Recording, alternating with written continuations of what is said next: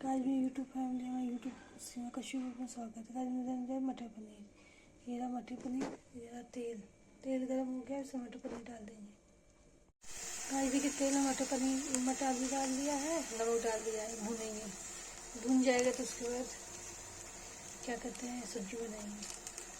आज देखिए लाल भी छल्टी डाल दिया, उसको चला देंगे। भून जाएगा तब इसे टमाटर को प्यूरी मिला सब्जी के लिए। इसे टमाटर डाल दें।